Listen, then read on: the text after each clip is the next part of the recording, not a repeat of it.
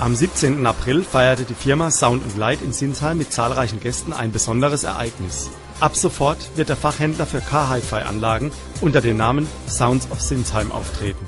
Ein buntes Programm, bei dem natürlich getunte Wagen und der Sound im Auto im Mittelpunkt standen, lockt an diesem Tag viele Besucher aus nah und fern nach Sinsheim.